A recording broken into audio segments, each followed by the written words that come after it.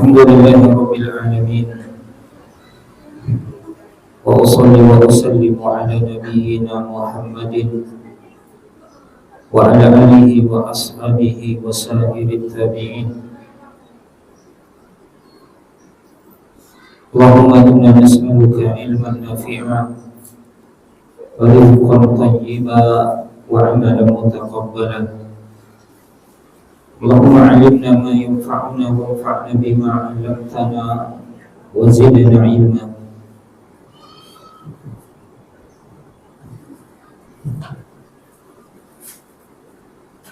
Amma ba'du, ayyuhal mu'minun wa ayyatuhal mu'minat.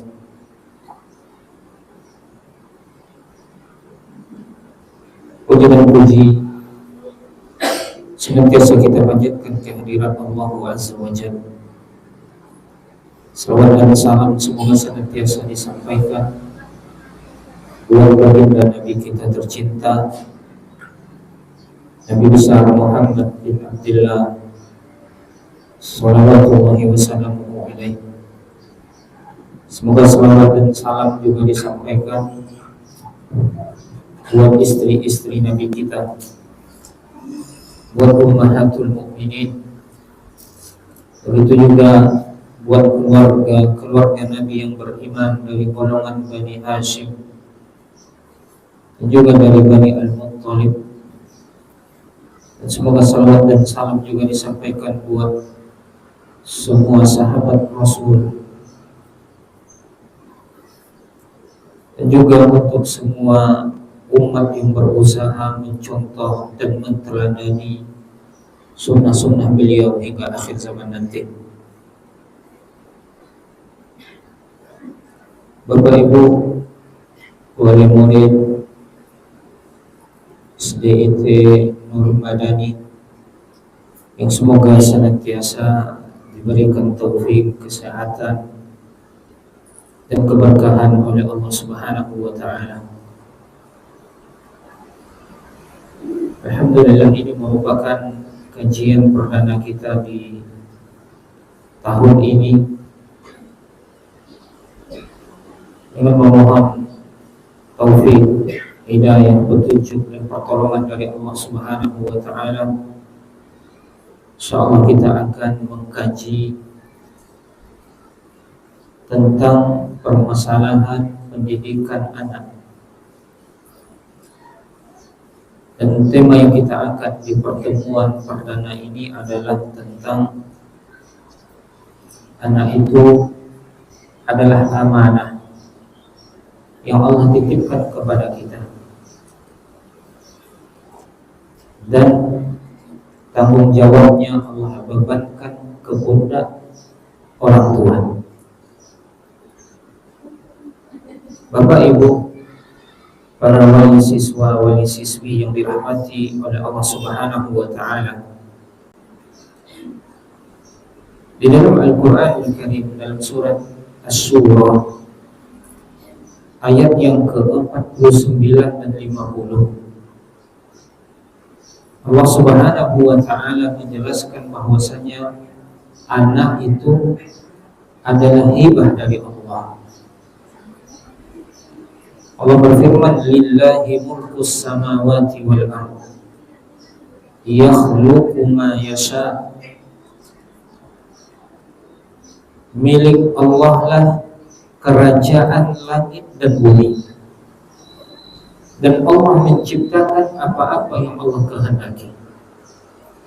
Lalu Allah berfirman, yahabu liman yasha'u inatha wa yahabu liman yasha'u dzukur. Allah menghibahkan atau Allah memberikan kepada siapa yang Allah kehendaki anak perempuan. Allah memberikan anak perempuan liman yasha kepada siapa yang Allah kehendaki. Wa yahabu liman yasha'u dzukur, dan Allah berikan anak laki-laki kepada siapa yang Allah kehendaki. Lalu Allah berfirman di ayat yang ke-50, aw yuzawwijuhum dzukuranan wa inatha. Atau ada juga sebagian orang yang Allah hibahkan kepadanya anak laki-laki dan perempuan sekaligus. Dan kita lihat ibu-ibu ya, ada keluarga itu yang anaknya perempuan semua. Ada sebagian yang laki-laki anaknya semua, 7 anaknya semua laki-laki. Yang ini 9 anaknya semua perempuan. Kemudian Allah mengatakan aw yuzawwijuhum dzukuranan wa inatha.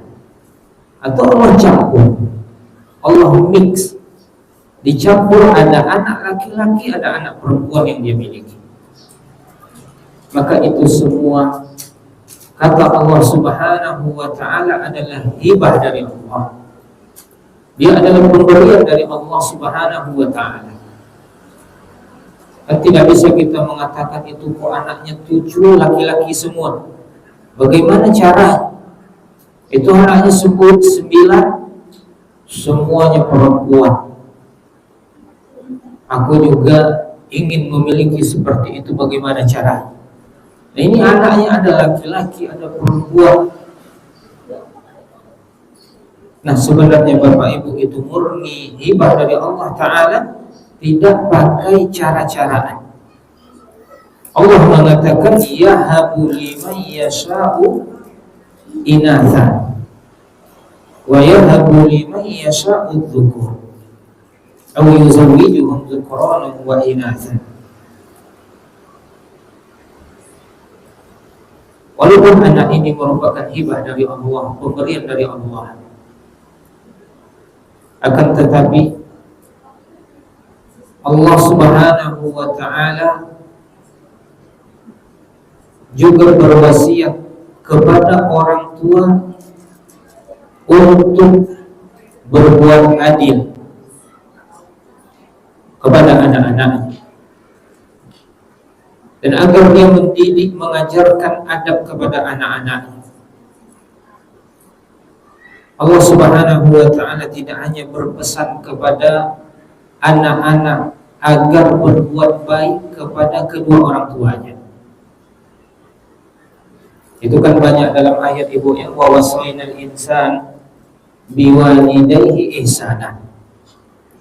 Dan kami berikan wasiat, kata Allah Ta'ala, kepada manusia untuk berbuat baik kepada kedua orang tuanya.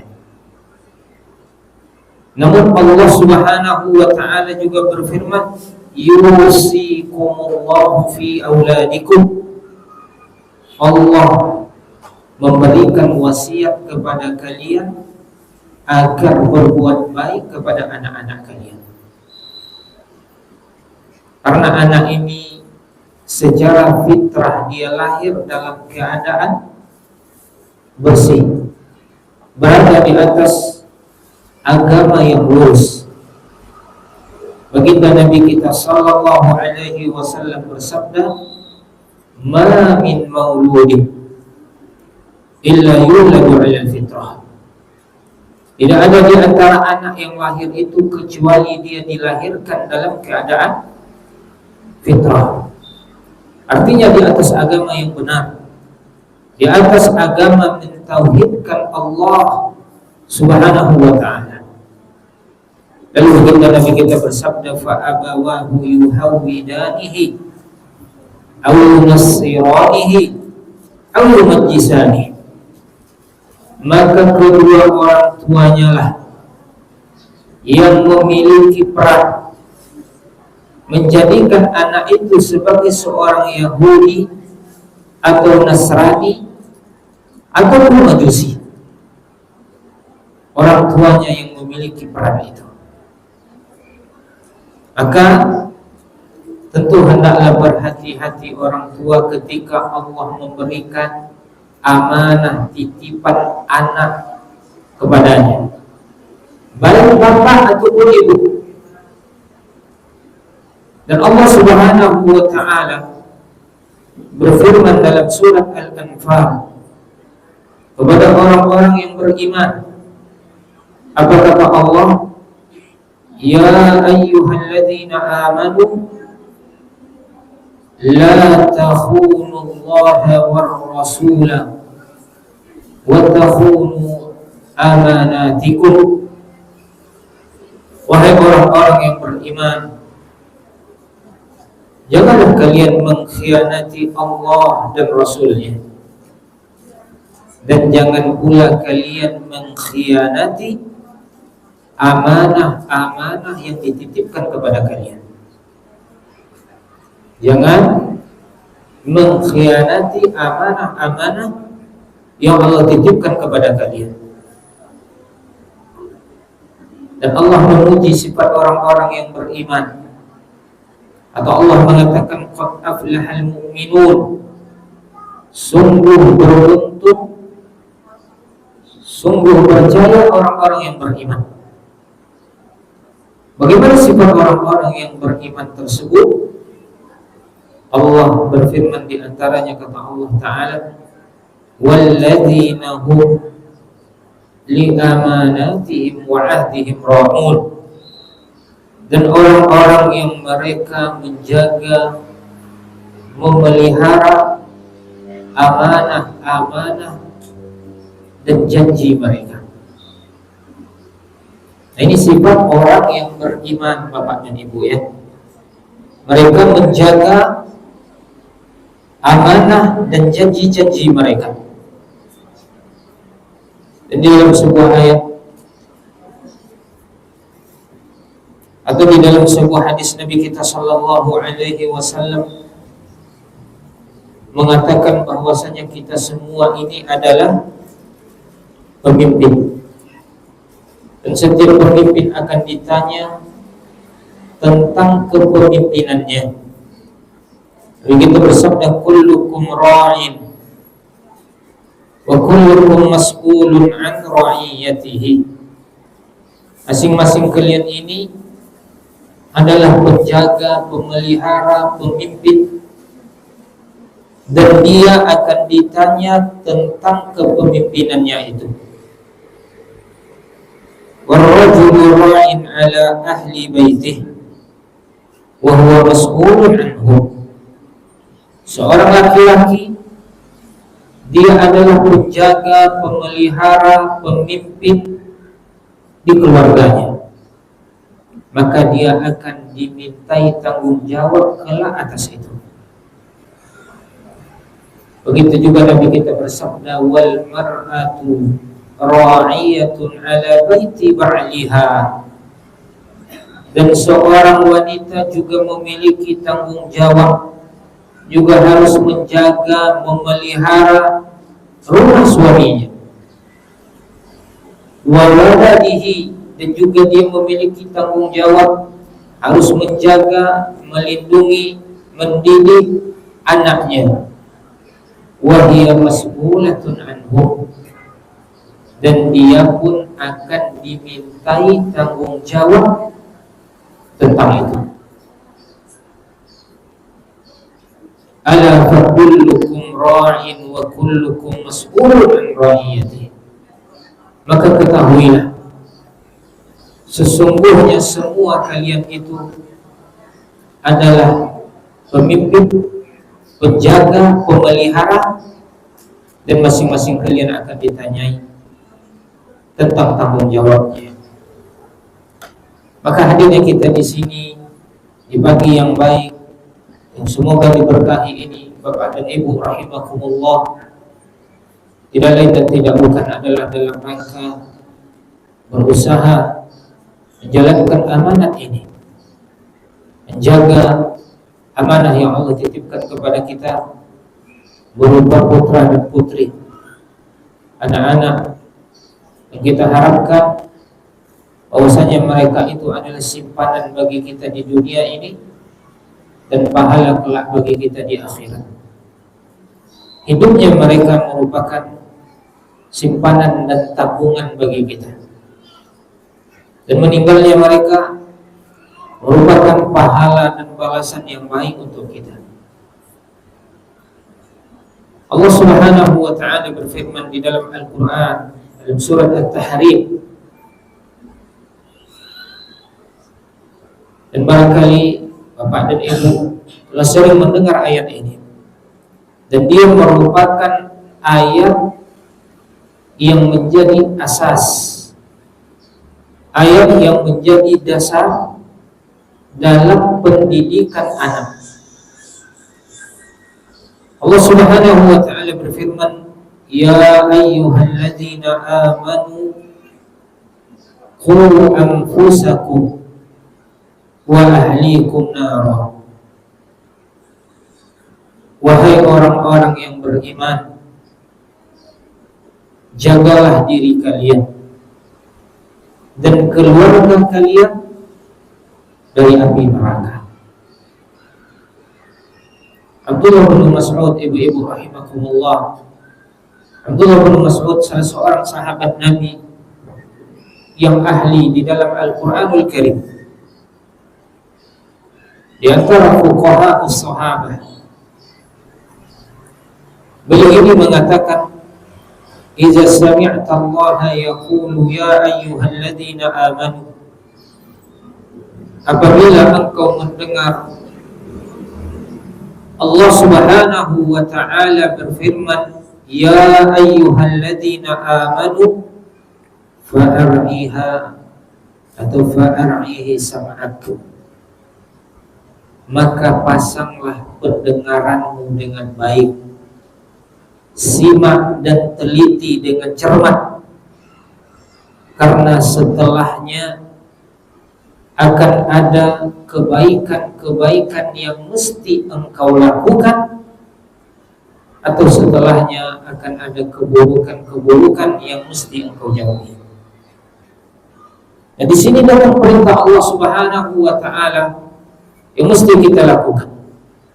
Wajib kita melakukannya. Apa kata Allah Ta'ala? Ya ayyuhalladzina amanu qu anfusakum. Jagalah, peliharalah diri kalian, wa ahlikum, dan keluarga kalian dari api neraka. Allah mulai dari diri kita terlebih dahulu. Tidak hanya kita menjaga anak-anak kita atau keluarga kita, namun Allah Subhanahu wa taala perintahkan, ibda binafsik, mulai dari diri kalian. Yang wajib kita pelihara pertama kali diri kita. Harus kita mulai dari diri kita sendiri. Karena apa? Karena kalau seandainya kita tidak bisa menjaga diri kita dari api neraka, bagaimana kita akan menjaga, melindungi keluarga kita dari api neraka? Kalau seandainya kita tidak bisa memberikan teladan kepada anak-anak kita, bagaimana anak kita akan menjadi seorang yang soleh dan solehah? Kalau seandainya kita memerintahkan anak kita melakukan kebaikan-kebaikan, ketaatan-ketaatan, perbuatan-perbuatan yang soleh, namun kita tidak pernah melakukannya, akankah anak kita bersemangat untuk melaksanakan apa yang kita perintahkan? Atau umpamanya ibu-ibu, kita melarang anak kita untuk tidak begini, tidak begitu, tidak melakukan hal-hal yang dilarang oleh Allah Subhanahu wa ta'ala, sementara diri kita adalah orang yang senang melakukan itu. Akankah anak kita berhenti dari itu? Maka di dalam ayat yang mulia ini, Allah Subhanahu wa ta'ala memberikan pelajaran kepada kita bahwasanya di antara cara mendidik yang paling baik itu adalah dengan memberikan teladan, memberikan contoh. Ketika kita perintahkan anak kita melakukan suatu kebaikan, maka kita adalah orang yang pertama dalam melakukan itu. Kita telah melakukannya sebelumnya. Jauh-jauh hari sebelum kita perintahkan anak kita telah lihat, oh bunda saya dia memang suka baca Al-Quran. Setiap selesai sholat subuh dan sholat maghrib atau sholat isya, bunda selalu baca Quran. Jadi akhirnya bundanya tidak perlu nyinyir lagi untuk memerintahkan anaknya baca Quran, murojaah, belajar dan lain-lain. Sementara orang tuanya jauh dari itu. Begitu juga sebaliknya, ketika kita melarang anak kita dari suatu perbuatan dosa, suatu perbuatan maksiat, atau suatu perbuatan yang bermudarat, yang berbahaya, maka kita adalah orang yang paling pertama dalam menjauhi perbuatan itu. Kita tidak pernah melakukannya. Atau kalaupun seandainya kita tersalah melakukannya, itu pun tidak di hadapan anak-anak. Sehingga ketika kita melarang anak kita untuk melakukan perbuatan itu, maka dia pun merasa tenang dan nyaman, dan dia tidak dongkol. Dia tidak mengatakan, oh ini ibu larang saya begini dan begitu, sementara ibu kerjanya itu aja. Ada seorang bapak, dia melarang anaknya merokok, tapi ternyata bapaknya tidak pernah putus rokok itu di mulutnya. Habis satu udah jadi puntung, yang satu maka dia sambung dengan batang yang lainnya, sebatang begitu terus di rumah, sehingga anaknya pun, oh ini bapak saya ini perokok hebat, dan dia ingin mencontoh apa yang dilakukan oleh bapaknya. Berbusa mulut bapaknya melarang anaknya untuk merokok, namun dari kecil anak ini telah melihat bapaknya dari dulu merokok. Begitu juga ada ibu-ibu, ada bunda-bunda yang dia larang anaknya jangan main game terlalu sering, jangan habis waktu dengan main game. Ternyata bundanya ini di mana duduk, di situ dia main game. Enggak sore, enggak pagi, enggak siang, enggak malam, habis kira-kira 3-4 jam main game dalam sehari. Maka susah kita akan melarang anak kita dari apa-apa yang kita sendiri melakukannya. Maka kita kembali kepada ayat tadi. Lihat, ibu-ibu rahimakumullah, Allah mengatakan, ya ayyuhalladzina amanu qu anfusakum wa ahlikum nara. Wahai orang-orang yang beriman, peliharalah diri kalian dan keluarga kalian. Jadi tidak cukup juga kita hanya menjadi seorang bunda yang salihah, yang baik untuk diri kita sendiri saja, namun kita tidak bisa memberikan inspirasi terhadap anak kita. Tidak cukup demikian saja, namun wa ahlikum, keluarga kalian juga harus kalian selamatkan dari neraka. Jangan nanti bundanya selamat, anak-anaknya nggak pernah diajarkan, nggak pernah dididik. Dan Ali bin Abi Thalib mengatakan, menjaga keluarga dari api neraka artinya bita'limihim wa ta'dibihim, dengan mendidik mereka dan mengajarkan adab kepada mereka. Dengan mendidik dan mengajarkan adab, dengan pendidikan yang islami. Dan pendidikan yang islami itu fondasinya adalah iman dan akidah. Harus kuat iman dan akidah. Ibaratnya iman dan akidah ini adalah akar dan batang kalau di pohon itu, yang asluha tsabit wa far'uha fis sama. Pokoknya itu, batangnya itu menghujam dengan kuat ke tanah, dan cabang-cabangnya tinggi di angkasa.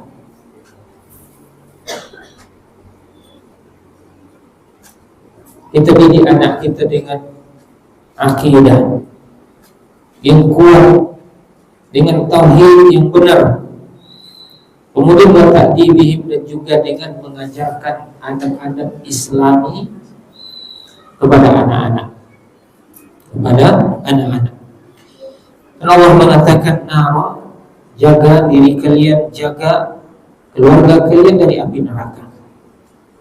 Lalu Allah sebutkan sifat neraka itu. Apa bahan bakar dari neraka?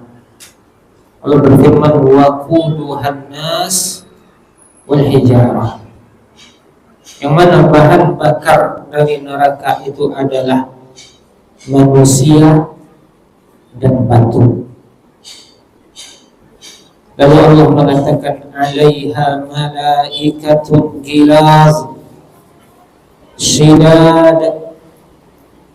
Dan di neraka itu ada malaikat-malaikat yang bengis dan kasar.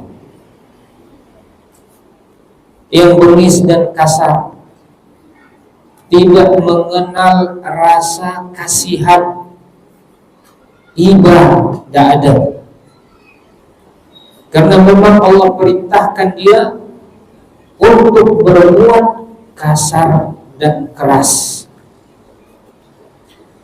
Nah, malaikat-malaikat yang Allah tugaskan di neraka patuh kepada Allah Ta'ala. Dan malaikat manapun mematuhi Allah, Allah mengatakan la ya'sunallaha ma amara. Mereka tidak pernah bermaksiat terhadap apa yang Allah perintahkan kepada mereka. Wa yaf'aluna ma yu'marun. Dan mereka melakukan semua yang diperintahkan kepada mereka. Neraka yang mengerikan, yang semua kita takut akannya. Dan Allah perintahkan kita untuk menjaga diri kita dan menjaga keluarga kita dari neraka yang mengerikan itu. Karena demi Allah, tak seorang pun dari manusia ini sanggup menahan azabnya. Tak seorang pun yang akan sanggup untuk merasakan siksaan neraka. Kan tetapi di situ tak ada mati, ibu-ibu. Tak ada yang mati disiksa di neraka. Setiap kali kulitnya hangus, terbakar atau mau hancur, maka Allah ganti dengan yang baru, agar dia rasakan azab yang tambah pedih lagi. Dan hidup di dunia memiliki cobaan dan ujian yang luar biasa. Kita mengetahui bahwasanya kehidupan di dunia ini penuh dengan syahwat dan syubhat yang bisa menggelincirkan langkah kita menuju surga. Maka Allah Subhanahu wa ta'ala memberikan wasiat kepada kita berhati-hati.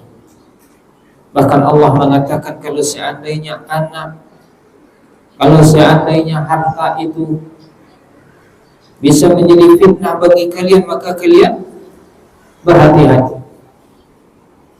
Hindari itu dan rengkuh pahala yang ada di sisi Allah.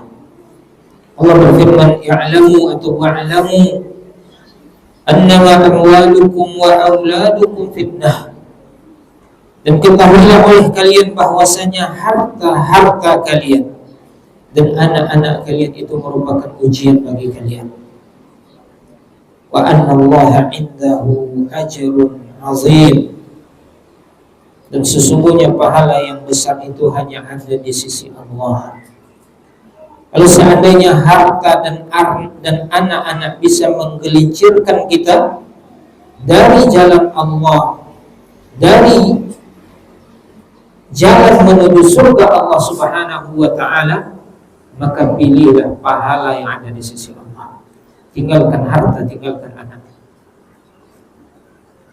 Intinya Bapak dan Ibu, kaum muslimin, kaum muslimat rahimakumullah, bahwasanya anak ini adalah amanah yang Allah titipkan ke pundak kita masing-masing. Dan orang yang beriman itu tidak menyia-nyiakan amanah yang Allah berikan kepadanya. Dan Allah melarang dia untuk mengkhianati amanah. Sebagaimana yang kita sebutkan tadi, Allah berfirman, ya ayyuhalladzina amanu la takhunullaha war rasul wa takhunu amanatikum wa antum ta'lamun. Wahai orang-orang yang beriman, janganlah kalian mengkhianati Allah, jangan kalian khianati Rasul, atau kalian mengkhianati amanah-amanah yang Allah titipkan kepada kalian. Jadi di antara bentuk menjaga amanah anak ini bagaimana? Mendidik, mengajarkannya. Apa yang mesti kita didik kepada anak? Yang pertama adalah tauhid yang benar, mengesahkan Allah Subhanahu wa ta'ala, menyampaikan kepada anak bahwasanya tujuan engkau dilahirkan oleh Allah Subhanahu wa ta'ala, wahai anakku, adalah untuk beribadah kepadanya. Memperkenalkan anak-anak kita kepada Allah, zat yang menciptakannya, zat yang memberikan kepada anak kita segala-galanya, yang menciptakan kita, yang menciptakan nenek moyang kita, yang menciptakan langit dan bumi. Perkenalkan kepadanya bahwasanya zat yang telah memberikan kepada engkau kedua mata ini, yang telah memberikan kepada engkau pendengaran, yang telah memberikan kepada engkau qalbu, jantung, akal dan pikiran, yang telah memberikan kepada engkau kedua tanganmu, kedua kakimu, dan semua dari ujung rambut sampai ujung kakimu adalah Allah yang berikan. Allah mengatakan di dalam Al-Quranul Karim, wa ma khalaqatul jinna wal insa illa liya'budun. Tidaklah aku ciptakan jin, tidak pula manusia, kecuali hanya untuk beribadah kepadaku. Kita ingatkan anak kita tentang fungsi penciptaannya. Kau itu diciptakan oleh Allah, Allah keluarkan engkau dari rahim bunda, tidak lain dan tidak bukan adalah agar engkau menjadi hamba Allah yang mengibadahinya, yang patuh dan taat kepadanya. Engkau laksanakan sholat yang Allah wajibkan, engkau laksanakan puasa Ramadan yang Allah wajibkan, dan engkau jauhi hal-hal yang Allah haramkan darimu. Itu tujuan Allah menciptakan engkau, wahai anakku. Ingatkan kepada anak kita dan perkenalkan kepada anak kita tentang kebesaran dan kekuasaan Allah. Dan ingatkan kepada anak bahwasanya semua yang hidup akan mati dan kembali kepada Allah Subhanahu wa ta'ala. Maka dalam hal ini ibu-ibu, dalam hal ini bagaimana caranya? Ya, di antara caranya kita bentuk lingkungan yang islami untuk anak kita, lingkungan yang bisa menambah imannya, lingkungan yang bisa memperkenalkan dia kepada Rabb yang telah menciptakannya. Nah, dalam hal ini tentu ibu-ibu bisa bekerja sama dengan sekolah, mencarikan untuk anak-anak kita sekolah yang berdasarkan Islam yang baik, yang bagus. Ini tentu adalah di antara jalan dalam rangka memelihara anak kita dari api neraka, dalam rangka menjaga, memelihara keluarga kita dari api neraka. Namun sebagian orang tua salah kaprah. Kalau anak sudah disekolahkan di sekolah Islam, maka tanggung jawab orang tua dalam mendidik 100% pindah kepada guru-gurunya yang ada di sekolah. Tidak demikian hakikatnya, ibu. Tetap tanggung jawab itu ada di pundak orang tua. Dan orang tua berkomunikasi dengan pihak sekolah, bagaimana dengan perkembangan anakku, bagaimana dengan keimanannya. Ibu tanya di rumah bagaimana perkembangan anak kita. diikuti, tetap dimutabaah anak-anak itu. Bukanlah orang tua itu hanya sekedar membayarkan uang sekolah, kemudian mengantarkan anak ke sekolah, kasih dia uang jajan, bayarkan SPP-nya tiap bulan, kemudian kita cuek, tidak mau tahu lagi dengan perkembangan anak kita. Bagaimana dengan sholatnya? Bagaimana dengan teman-temannya? Bagaimana dengan adab-adabnya? Bagaimana dengan perkataannya? Ada anak yang dia berkata kasar, ada yang berkata jorok umpamanya orang tua. Ya bagaimana lagi? Padahal dia sudah disekolahkan di sekolah Islam, umpamanya sudah di SDIT Islam terpadu. Nah, ibu tetap ingatkan anak. Dari mana dapat perkataan seperti itu?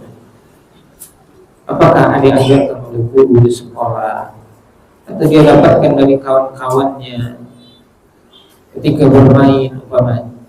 Siapa temannya, hindari kawan yang seperti itu. Itu perkataan yang tidak sesuai dengan adab-adab yang Islami. Nabi kita Shallallahu Alaihi Wasallam bukanlah orang yang suka berkata-kata kasar, berkata-kata jorok. Beliau orang yang baik tutur katanya, atau hal-hal lainnya. Intinya bahwasanya walaupun kita sebagai wali murid, kita sebagai wali siswa telah menyekolahkan anak kita di suatu sekolah yang kita anggap itu baik, guru-gurunya memiliki kompetensi dalam pengajaran dan pendidikan, maka tetap orang tua harus memutabaah, mengikuti perkembangan anak itu. Karena yang namanya tanggung jawab tadi ada pada orang tua, bukan pada guru. Namun orang tua dalam masalah ini dia kerjasama dengan guru yang ada di sekolah. Bukan berarti nanti bahwasanya murid-murid ini tanggung jawabnya ada pada gurunya masing-masing, tidak pada orang tua. Bukan begitu ibu ya. Karena beda. Kalau seorang yang nikah, ya udah, seorang wanita yang awalnya dari gadis tanggung jawabnya sama orang tua, setelah dia nikah maka tanggung jawabnya ada pada suami. Bukan berarti bahwasanya kalau seorang anak sebelum dia sekolah tanggung jawabnya ada pada orang tuanya, setelah dia sekolah tanggung jawabnya 100% ada pada guru-gurunya. Tidak.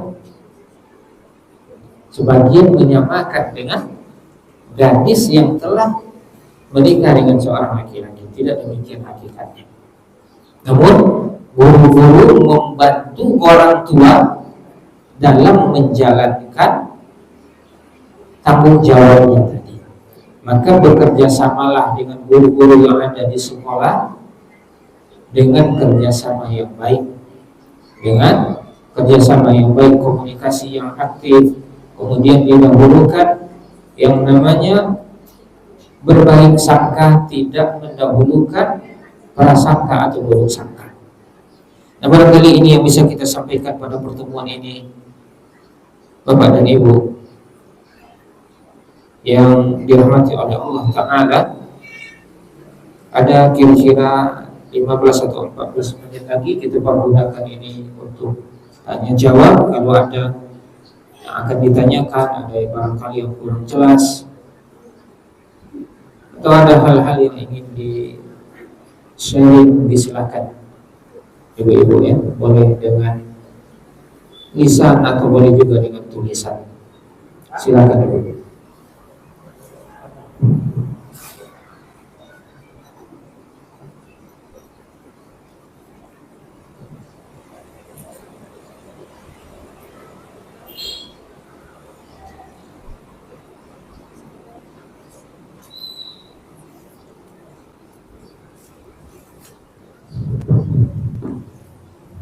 Ada tanya jawab misalnya.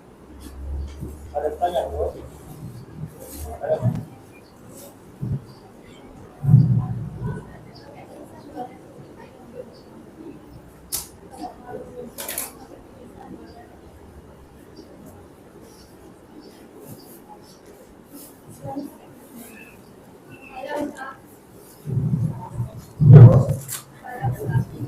Ya, silakan. Waalaikumsalam warahmatullahi wabarakatuh.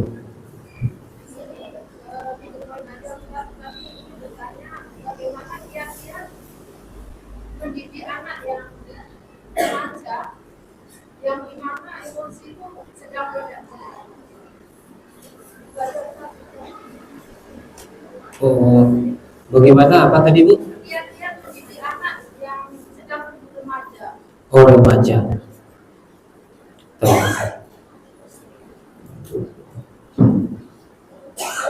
Ya sebenarnya pendidikan anak ketika dia usianya sudah mulai remaja itu berbeda dengan kiat kita mendidik anak ketika usianya masih kecil.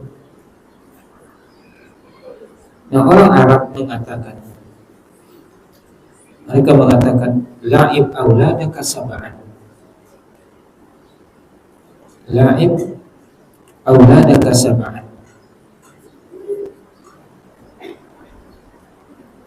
Bermain-mainlah, artinya dalam mendidik anakmu itu kita sambil bermain di usianya yang 7 tahun pertama. Kemudian wa'adibhu atau wa'alibhu sab'an wasahibhu sab'an, dan ajar dia, didik dia di 7 tahun yang kedua. 7 tahun yang kedua, 8, 9, 10. Nah itu memang masa pengembelengan anak. Tapi dari anak umur 1 sampai 7 tahun, la'ib auladaka sab'an. Kita mendidiknya nggak perlu terlalu keras, tapi sambil bermain, tidak dengan kekerasan. Dan juga kalau seandainya anak tidak mengikut sampai umur 7 tahun itu, maka nggak harus diberi sanksi, ibu-ibu. Harus diberi sanksi. Tapi di 7 tahun berikutnya baru wa'allimhu atau wa'adibhu sab'an. Dia umur 8 tahun, 9 tahun, 10 tahun, 11, 12, 13, 14 boleh sampai 15. Nah ini kita didik, kita geblek dengan agak fokus, dan boleh kita kasih dia iqam, boleh kita kasih dia sanksi. Nabi kita sallallahu alaihi wasallam bersabda, muru abna'akum bis salati wa hum abna'u sab'a sanawat. Perintahkanlah anak-anak kalian untuk sholat ketika umur mereka 7 tahun. Jadi kalau sebelum itu mungkin diajak aja anak ini sholat, ayo sholat, ayo sholat. Dan di umur 7 tahun perintahkan mereka sholat, kata Nabi. Dan pukullah mereka kalau seandainya mereka umur 10 namun nggak juga sholat. Udah 10 tahun umurnya, kita perintahkan sholat, nggak mau sholat, baru boleh diberi sanksi. Nah jadi ini pengembelengannya atau pendidikannya sudah mulai agak optimal di umur 7-15 kira-kira. Kemudian orang Arab mengatakan, ini bukan hadis sebenarnya, wasahibhu sab'an, dan jadikan dia sebagai sahib di 7 tahun yang ketiga. Jadi kita sebagai sahib, sebagai kawan, artinya kita tidak memerintah begini begitu, namun terkadang kita juga minta pendapatnya. Bagaimana menurut kakak begini dan begitu, bagaimana menurut abang begini dan begitu. Umur 16, 17, 18, kita jadikan dia ibarat sahib, atau mendidiknya itu tidak sebagaimana kita didik dia di umur 5 tahun, 4 tahun, atau 7 dan 8 tahun. Sekarang akalnya sudah mulai berkembang, dia sudah mulai masuk masa muda, dia sudah melihat bahwasanya kekuatannya sudah berkembang. baik fisik ataupun mental. Maka cara kita juga harus diperbaiki, Ibu. Kira-kira apakah saya selama ini menempatkan anak saya yang sudah remaja ini dalam mendidiknya seolah-olah dia ketika saya didik di umur 6 tahun dulu? Kita introspeksi diri dulu. Kita harus introspeksi diri. Atau jangan-jangan benar saya ini yang salah menganggap anak saya yang sudah remaja saat ini seolah-olah dia anak yang ketika dia SD dulu. Jadi harus seninya itu berbeda. Makanya nih yang mengajar di universitas itu, di kampus belum tentu dia bisa ngajar di SD. Sebagaimana yang ngajar murid SD di sini belum tentu bisa ngajar di kampus, karena beda sentuhannya, harus berbeda sentuhannya tentunya. Jadi ini yang pertama. Kemudian selami jiwa anak itu, selami jiwa anak, artinya ini anak sudah remaja. Nah, kira-kira jiwanya ini condongnya kemana? Arahkan dia ke hal-hal yang positif, ke hal-hal yang positif. Emosinya umpamanya kita lihat, atau Ibu bilang tadi, emosinya tinggi, meledak-ledak, Ustaz. Maka bagaimana kita sebagai orang tua bisa mengarahkan emosinya ini kepada hal-hal yang positif? Bukan untuk anak kita umpamanya hal-hal yang atau waktu-waktu itu tidak banyak yang kosong, sehingga dia tidak banyak tercemari oleh hal-hal yang negatif. Jadi Ibu umpamanya walaupun anak kita nih umpamanya dia ada kan, kalau sekarang anak remaja kalau dia kosong waktunya habis di HP aja kan begitu. Di HP itu entah apa aja dia tengok. Nah, sehingga anak kita bisa tercemar. Tapi bukan bagi dia umpamanya ini bagus di sini Bang, ikut tahsin di sini umpamanya. Ini ada juga nih tahfiz halaqah, ikut. Ini ada bela diri umpamanya, ini ada taekwondo latihan, ikut juga umpamanya. Ada skill umpamanya ini desain grafis, masukkan dia ke situ. Atau dia hobinya apa, berenang umpamanya. Udah, hal-hal yang positif. Namun kita pantau dan kita menganggapnya itu, atau dalam mendidiknya mengibaratkan dia itu sebagai seorang sahib.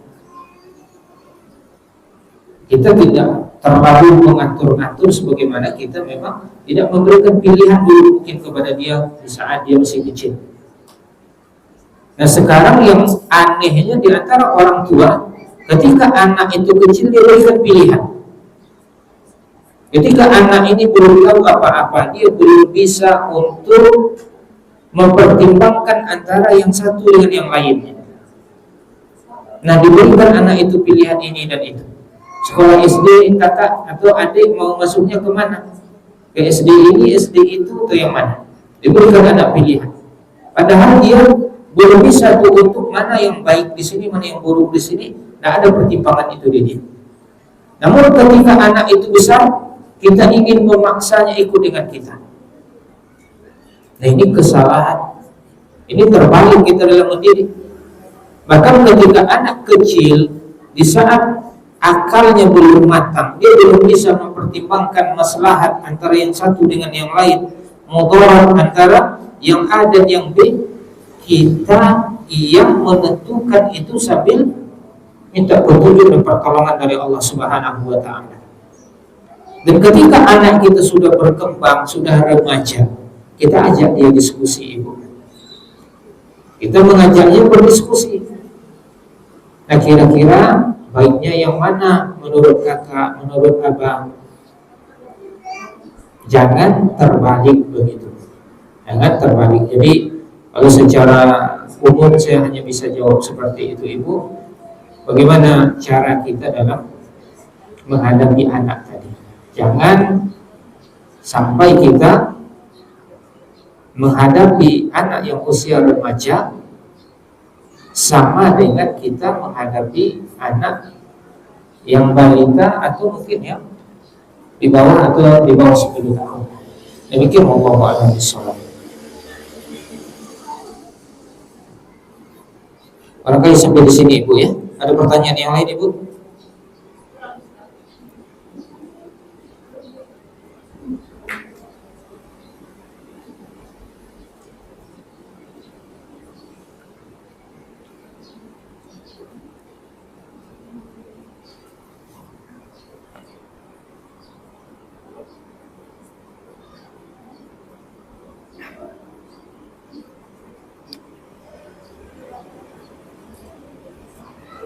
Sepertinya tidak ada lagi Bu ya. Baik. Juga waktu kita sudah pas saya rasa. Maka kita cukupkan sampai di sini. Mudah-mudahan bermanfaat. Mohon maaf atas segala kekurangan, yang benar hanya dari Allah semata. Yang salah, yang keliru datang dari kelemahan dan keterbatasan ilmu ana. Allah berbebas diri dari segala kesalahan dan kekeliruan. Semoga Allah Subhanahu wa ta'ala memberikan pahala kepada kita semua yang telah hadir, yang telah mau duduk di sini, yang telah mengorbankan waktu dan kegiatan-kegiatannya. Semoga Allah memberikan kepada kita keikhlasan baik dalam perbuatan ataupun dalam perkataan kita, dan dicatat apa yang kita lakukan ini sebagai amal saleh pemberat timbangan kita di akhirat. Amin ya rabbal alamin. Wassallallahu ala nabiyyina Muhammadin wa ala alihi wa sahbihi wa sallam. Wa akhiru da'wana alhamdulillahi rabbil alamin. Assalamualaikum warahmatullahi wabarakatuh.